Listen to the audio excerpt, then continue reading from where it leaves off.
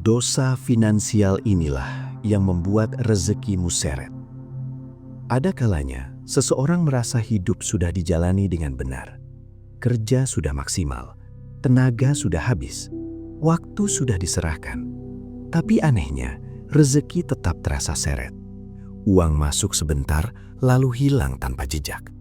Gaji terasa seperti angin lewat, tabungan tidak pernah naik, kesempatan finansial seolah menjauh. Banyak orang mengira ini soal nasib.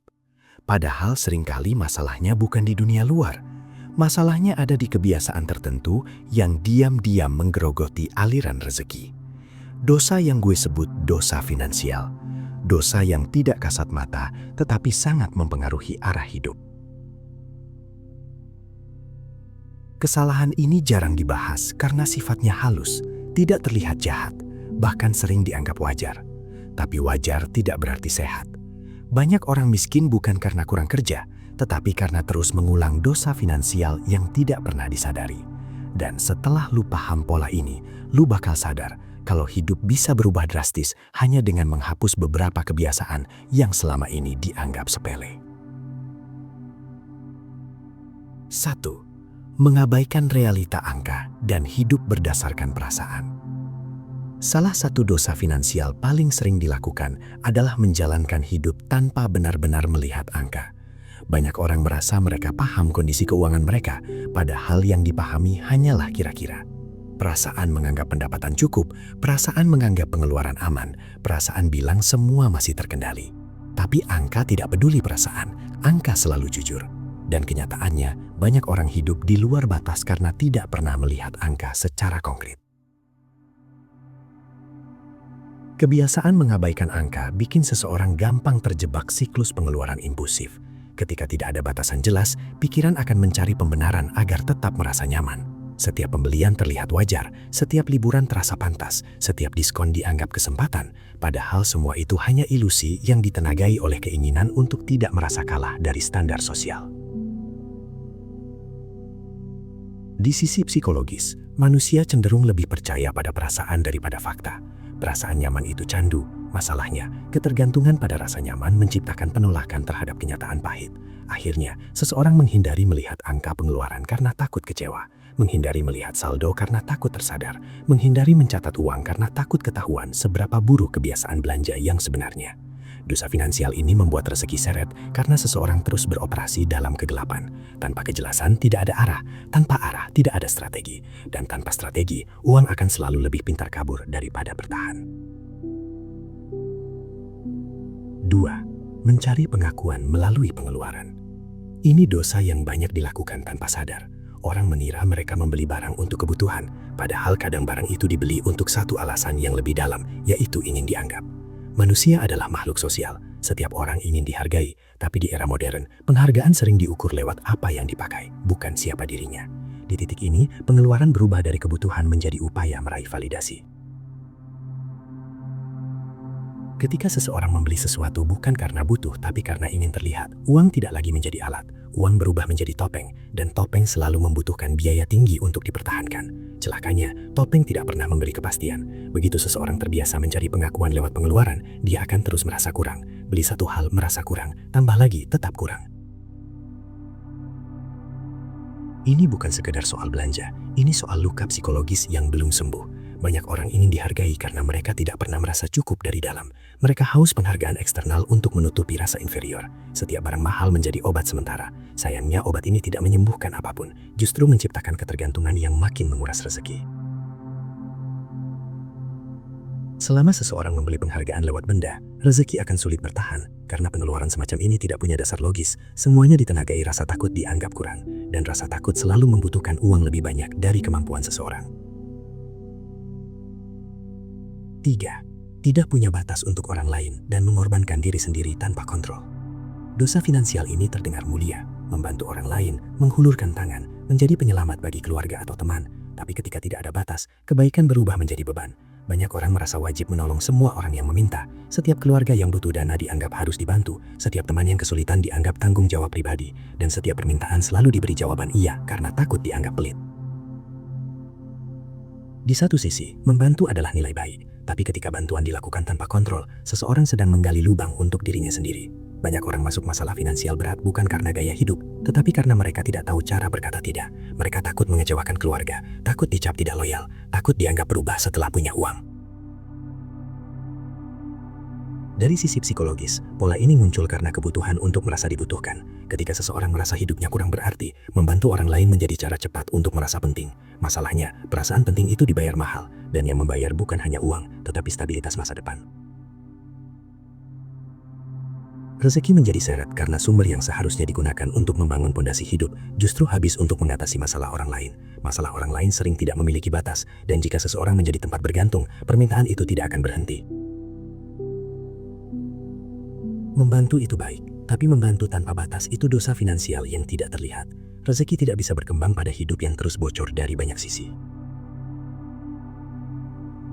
4. Kebiasaan menunda yang tidak terlihat tetapi menguras peluang. Ada jenis dosa finansial yang tidak disadari karena tidak meninggalkan jejak fisik apapun. Tidak ada barang yang dibeli, tidak ada transaksi yang tercatat, tetapi pengaruhnya mampu menggerus peluang yang seharusnya melekat pada hidup seseorang. Kebiasaan itu adalah menunda tindakan pada saat momentum terbuka. Ini bukan sekedar menunda pekerjaan yang bisa diselesaikan besok, tetapi menunda keputusan yang seharusnya membawa perubahan arah hidup. Menunda bukan hanya perkara malas, di dalamnya ada rasa takut terlihat gagal, rasa takut berubah, dan rasa takut mengambil risiko. Orang sering mengira ia kekurangan keberuntungan, padahal yang sebenarnya terjadi adalah ia membiarkan kesempatan lewat tanpa dipegang. Setiap waktu yang terbuang mencabut satu lapis potensinya, seperti seseorang yang berdiri di depan pintu yang sudah terbuka tetapi tidak berani melangkah masuk. Psikologi modern menyebut pola ini sebagai penundaan berbasis perlindungan diri. Otak berusaha menghindari rasa tidak nyaman dari perubahan, namun yang jarang disadari adalah rasa nyaman yang dipertahankan dengan cara ini justru membentuk kubangan stagnasi. Uang bukan hanya perkara angka, tetapi arus yang bergerak. Ketika seseorang berhenti bergerak, aliran itu ikut mengering. Banyak orang yang mengira rezekinya tertutup, padahal ia sendiri yang menutupnya dengan menahan langkah terlalu lama. Menunda juga merusak kedisiplinan yang menjadi fondasi setiap capaian finansial. Setiap kali seseorang menunda, ia sedang mengirim pesan kecil ke dalam pikirannya bahwa tugas dan kesempatan tidak mendesak. Pesan kecil itu jika diulang setiap hari, berubah menjadi identitas. Kemudian identitas itu mengendalikan keputusan. Akhirnya bukan tugas yang tertunda, tetapi hidupnya. Pada titik ini, rezeki bukan hanya seret, tetapi sulit mengalir kembali karena pemiliknya tidak lagi mampu menyesuaikan diri dengan ritme perkembangan yang menuntut ketepatan waktu.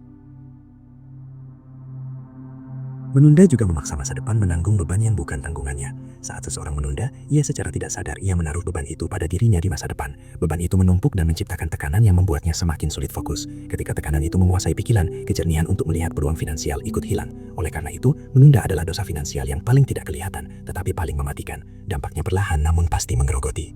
5. Kebocoran energi emosional yang menyamar menjadi masalah uang.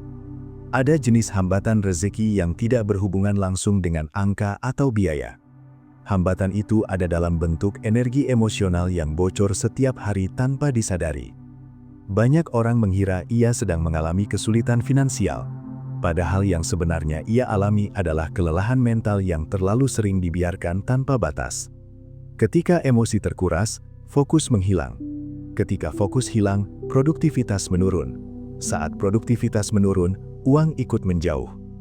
Kebocoran emosional sering muncul dari hal kecil yang dibiarkan menumpuk, kekecewaan yang tidak diselesaikan, kemarahan yang dipendam, rasa iri yang tidak dikendalikan, atau kekhawatiran yang dipikirkan berulang kali. Semua itu adalah beban mental yang memakan kapasitas berpikir. Setiap beban mengurangi ruang untuk kreativitas. Uang bergerak menuju orang yang pikirannya lapang. Ketika pikiran sesak, peluang sulit menembus masuk.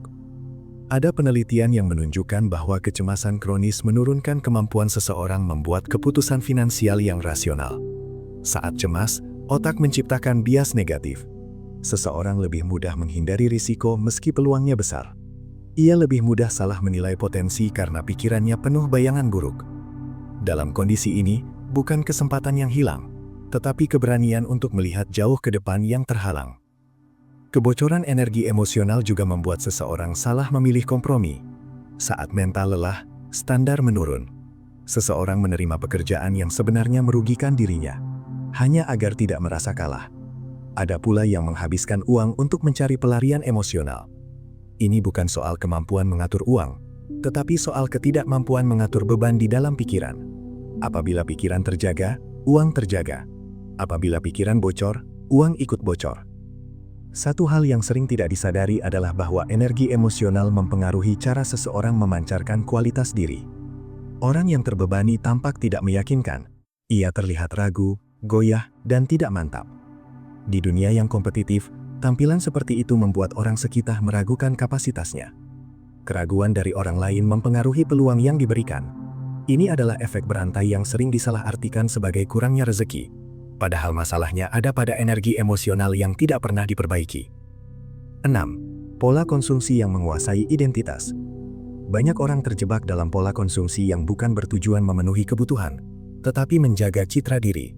Pola ini adalah dosa finansial yang sangat halus, karena ia menempel pada konsep identitas seseorang. Ketika identitas tersandara oleh gaya hidup, uang tidak pernah cukup. Bukan karena jumlahnya kecil, tetapi karena nilai diri seseorang terikat pada benda yang ia kejar. Pola konsumsi yang dikendalikan identitas biasanya dimulai dari keinginan untuk terlihat setara dengan lingkungan sekitar. Seseorang merasa perlu memiliki barang tertentu agar dianggap relevan. Padahal relevansi sejati tidak pernah datang dari tampilannya, tetapi dari nilai yang ia bawa. Namun tekanan sosial membuat seseorang menggabungkan harga diri dengan harga barang yang ia beli. Ketika ini terjadi, keputusan finansial tidak lagi rasional, melainkan emosional. Psikologi menyebut fenomena ini sebagai pencarian identitas eksternal. Seseorang yang tidak memiliki pondasi kepercayaan diri yang kuat, mencoba membangun dirinya melalui hal yang mudah dilihat orang lain. Ini menciptakan lingkaran ketergantungan. Setiap kali ia merasa kurang, ia membeli sesuatu untuk menutupi rasa itu. Seperti menutupi lubang dengan pasir. Tidak pernah benar-benar mendukung, hanya berubah bentuk tetapi tetap rapuh. Pada akhirnya, uang keluar lebih cepat daripada masuk. Pola konsumsi semacam ini juga menyebabkan seseorang tidak pernah punya tabungan yang benar-benar bertahan. Uang selalu mencari jalan keluar melalui keinginan baru yang muncul setiap kali ia merasa kurang dihargai. Bukannya meningkatkan kapasitas diri, ia memilih meningkatkan tampilan. Padahal tampilan tidak menciptakan nilai jangka panjang. Identitas yang dibangun melalui konsumsi adalah identitas yang mudah runtuh. Ketika identitas mudah runtuh, kestabilan finansial ikut runtuh. Dampak lain dari pola konsumsi yang menguasai identitas adalah hilangnya kemampuan menunda gratifikasi. Seseorang menjadi terlalu terbiasa mendapatkan kepuasan instan. Padahal kekayaan tidak pernah datang secara instan. Kekayaan lahir dari akumulasi jangka panjang, dari keputusan yang diambil dengan kesabaran. Ketika sabar hilang, akumulasi tidak pernah tercapai. Pada titik ini, rezeki bukan seret karena dunia tidak memihak, tetapi karena seseorang kehilangan kendali atas dirinya sendiri. Rezeki tidak selalu seret karena faktor eksternal. Seringkali hambatan terbesar datang dari pola kecil yang dibiarkan tumbuh tanpa kontrol. Ada dosa finansial yang terlihat, seperti pengeluaran berlebihan atau pemborosan. Namun ada pula dosa yang lebih halus. Dosa yang muncul dari pikiran, dari emosi, dari identitas, dan dari lingkungan yang membentuk seseorang tanpa disadari. Setiap poin yang dibahas memiliki benang merah yang sama. Semuanya berawal dari ketidaksadaran akan pengaruh jangka panjang dari kebiasaan kecil. Kebiasaan emosional yang tidak terkelola menurunkan kejernihan. Kebiasaan mental yang tidak terkendali menurunkan ketegasan. Kebiasaan sosial yang tidak dipilih dengan benar menurunkan keberanian. Semua penurunan ini mengarahkan seseorang pada hidup yang tidak bergerak. Ketika hidup tidak bergerak, rezeki ikut terhenti. Pada dasarnya, rezeki membutuhkan arah. Uang bergerak menuju orang yang bergerak. Ada energi yang terpancar ketika seseorang memiliki tujuan dan bertindak dengan konsisten. Energi itu terbaca oleh orang lain, terbaca oleh peluang, dan terbaca oleh keadaan. Setiap tindakan yang jelas menciptakan momentum. Momentum membuka jalan bagi banyak hal yang sebelumnya terlihat tertutup. Perjalanan finansial bukan tentang mencari keberuntungan. Perjalanan finansial adalah tentang membangun karakter yang stabil. Karakter yang mampu menahan godaan konsumsi, godaan penundaan, godaan rasa aman yang salah, dan godaan untuk mengikuti arus lingkungan yang tidak mendukung. Ketika karakter kuat, keputusan menjadi jelas. Ketika keputusan jelas, hasil mengikuti. Dosa finansial bukan untuk ditakuti, tetapi untuk disadari. Kesadaran adalah titik awal perbaikan. Begitu seseorang melihat pola yang menghalangi dirinya, ia mulai memiliki kekuatan untuk mengubah arah. Hidup akan mulai bergerak ketika seseorang mengambil kendali penuh. Dan ketika kendali sudah di tangan, rezeki bukan lagi sesuatu yang menjauh, tetapi sesuatu yang mendekat.